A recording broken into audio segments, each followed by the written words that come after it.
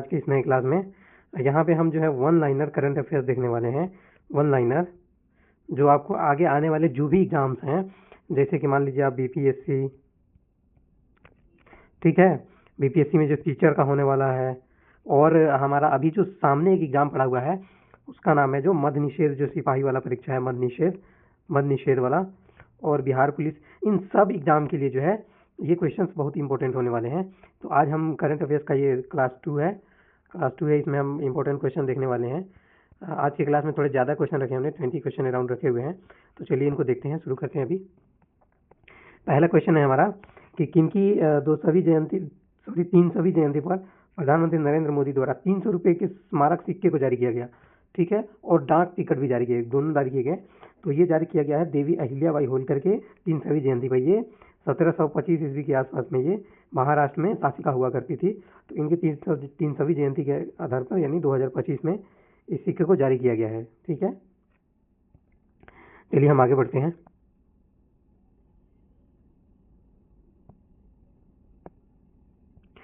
Next question है हमारा कि मई 2026 में उल्लास नव भारत साक्षरता कार्यक्रम के तहत किस राज्य ने खुद को पूर्ण साक्षर घोषित किया है, ठीक है। ऑप्शन है केरल, मेघालय, गोवा या तमिलनाडु, ठीक है। तो इसमें जो आपका ऑप्शन आएगा गोवा ऑप्शन आएगा आंसर में। देखिए ये उल्लास नव भारत साक्षरता कार्यक्रम जो है ये नेशनल एजुकेशन पॉलिसी NEP 2020 को लेकर के इस प्रोग्राम को शुरू किया गया था। और इसमें हाल ही में देखिए ये 2025 का करंट अफेयर है, क्योंकि मैं आप लोगों को पिछले 2 साल का करंट अफेयर रिवाइज करा रहा हूँ, 2025 और प्लस 2026 अभी तक का, क्योंकि एग्जाम पॉइंट ऑफ व्यू से हम लोग एग्जाम के पढ़ रहे हैं, तो हम मोटा मोटी पिछले 2 साल का करंट अफेयर्स इसमें कवर करने वाले हैं। तो देखिए इसमें जो इसके अनुसार 2025 में जो है नव भारत साक्षरता कार्यक्रम के अनुसार गोवा स्टेट बना है, और अभी 2026 में जो है ये रिसेंटली राष्ट्रपति द्रौपदी मुर्मू के द्वारा जो है सिक्किम को ये दर्जा दिया गया है। नॉर्थ ईस्ट में सिक्किम स्टेट को ये दर्जा दिया गया है, पूर्ण साक्षर राज्य घोषित करने का दर्जा। चलिए अब आगे हम देखते हैं नेक्स्ट क्वेश्चन। अगला क्वेश्चन है हमारा कि केंद्र सरकार ने जम्मू कश्मीर के किस वन्यजीव अभ्यारण्य को इको सेंसिटिव जोन के रूप में घोषित किया है। अभ्यारण्य को क्या घोषित किया है, इको सेंसिटिव जोन के रूप में। तो ये क्या है, इसका ऑप्शन हो जाएगा त्राल वन्यजीव अभ्यारण्य। तो चलिए हम नेक्स्ट क्वेश्चन देखते हैं आगे। अगला क्वेश्चन है हमारा कि भारतीय रिजर्व बैंक ने वर्ष 2025-26 के लिए कितने प्रतिशत GDP वृद्धि का अनुमान लगाया है। तो ये GDP वृद्धि जो है 6.5% का अनुमान लगाया है किसने, भारतीय रिजर्व बैंक ने, ठीक है। ये अलग अलग की संस्थाएं जो है अपने अनुमान लगाती रहती हैं, तो इस प्रकार हम देखते हैं, लेकिन भारतीय रिजर्व बैंक ने जो 25-26 के लिए कितनी लगाई है, तो 6.5% की अनुमान लगाया हुआ है, ठीक है। अगला क्वेश्चन हम देख लेते हैं कि प्रधानमंत्री नरेंद्र मोदी ने जम्मू कश्मीर के रियासी जिले में दुनिया के सबसे ऊंचे रेलवे ब्रिज आर्च ब्रिज का उद्घाटन किया है, ठीक है। और ये ब्रिज किस नदी के पर स्थित है। देखिए ये तो है कि क्वेश्चन ऐसा भी आ सकता है कि दुनिया का सबसे ऊंचा रेलवे आर्च ब्रिज कहाँ है, तो ये हमारा हो जाएगा ऑप्शन क्या, जम्मू कश्मीर। लेकिन यहाँ क्या पूछ रहा है कि उद्घाटन किया वो किस नदी पर स्थित है। तो देखिए ये नदी जो होगा चिनाब नदी होगा, ठीक है, क्योंकि जम्मू कश्मीर जो भी है चिनाब नदी के किनारे ही स्थित है। तो इस ऑप्शन को आप याद रखिएगा। चलिए हम आगे बढ़ते हैं। अगला क्वेश्चन है हमारा कि किस राज्य की 2 आर्द्र भूमि खीचन और मुन्नार को आधिकारिक तौर पर रामसर स्थल घोषित किया गया है। तो देखिए खीचर और मुन्नार जो है ये पड़ता है राजस्थान में। 2025 में इसको नए रामसर स्थल के रूप में घोषित किया गया है, और अभी 2026 में एक और नया रामसर स्थल जुड़ा है, इसका नाम है सुरहा रामसर स्थल। सुरहा रामसर स्थल ये कहाँ है, ये यूपी में है, ठीक है। और इसको जयप्रकाश नारायण बर्ड सेंचुरी के नाम से भी जाना जाता है, जो 2026 में रिसेंटली ऐड हुआ है, ठीक है। और पहले का कौन सा है, खीचन और मुन्नार कहाँ है, राजस्थान में, ठीक है। तो चलिए आगे बढ़ते हैं हम नेक्स्ट क्वेश्चन की तरफ। अगला क्वेश्चन है हमारा कि भारत का कौन सा शहर सबसे अधिक तेंदुओं वाला शहर, अब भारत की तेंदुआ राजधानी बन गई है, ठीक है। तो ये शहर जो अपना बेंगलुरु है, ठीक है, इसको याद रखेंगे हम। सबसे अधिक तेंदुओं की संख्या वाला महानगर कौन सा बन गया है, तो बेंगलुरु महानगर बन गया है, इस बात को याद रखिएगा। चलिए हम आगे बढ़ते हैं। अगला सवाल है हमारा कि इतिहास में पहली बार दुनिया की पहली एकीकृत पक्षी सूची आधिकारिक जो है रूप से जारी की गई है पक्षी सूची। तो इसको क्या बोलते हैं, बर्डी लिस्ट नहीं बोलते हैं, फाउल लिस्ट भी नहीं बोलते हैं, गेम लिस्ट नहीं, इसको एवी लिस्ट बोलते हैं। देखिए एविएशन का मतलब ही होता है कि हवा से जुड़ा हुआ या उड़ने वाला या कुछ भी, तो एविएशन से बना है एवी लिस्ट। तो ये लिस्ट को आप याद रखिएगा। चलिए अगला क्वेश्चन देखते हैं हम।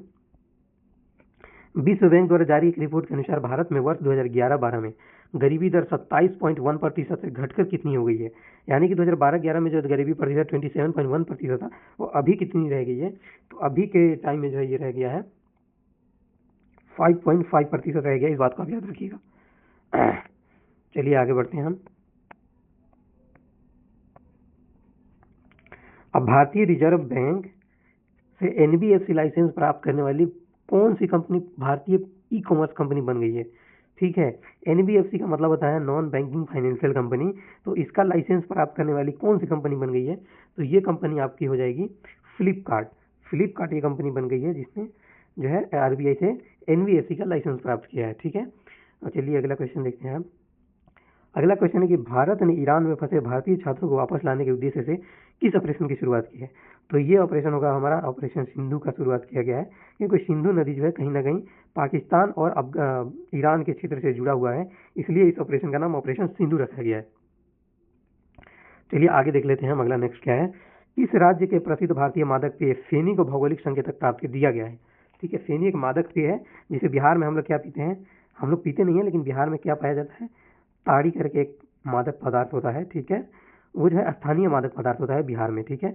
तो इसी के तर्ज पे बिहार में ये मिलता है, इसी के तर्ज पे फेनी एक मादक पदार्थ है जिसको जीआई टैग दिया गया है। ये किस राज्य से बिलोंग करता है, तो ये बिलोंग करता है आपका गोवा राज्य से, ठीक है। गोवा राज्य से ये बिलोंग करता है, तो इसको याद रखिएगा। चलिए आगे देखते हैं नेक्स्ट क्वेश्चन। उद्योग क्रांति की शुरुआत किस राज्य ने की है। देखिए उद्योग क्रांति जो है वर्तमान समय में पूछा जा रहा है कि किस राज्य ने इसकी शुरुआत की है, तो पंजाब राज्य ने। देखिए पंजाब, हरियाणा, यूपी, बिहार जो खास करके कृषि प्रधान राज्य हैं, परंतु पंजाब राज्य ने एक नया इनिशिएटिव क्या शुरू किया है, उद्योग क्रांति को लेकर के शुरू किया है, इस बात को आप याद रखिएगा। नेक्स्ट क्वेश्चन है हमारा कि बिहार सरकार ने वरिष्ठ विधवा और दिव्यांगजनों की पेंशन राशि 400 से बढ़ा के कितनी कर दी है। Very very most important question रहेगा ये आपके लिए। तो 800, 900, 1400 नहीं, ये जो राशि है 400 से बढ़ा के 1100 कर दी गई है। इस क्वेश्चन को आप स्टार मार्क लगा लीजिए 3, किसी ना किसी बिहार के एग्जाम में देखने को ये क्वेश्चन जरूर मिलेगा आपको, ठीक है। तो चलिए नेक्स्ट क्वेश्चन की तरफ बढ़ते हैं हम।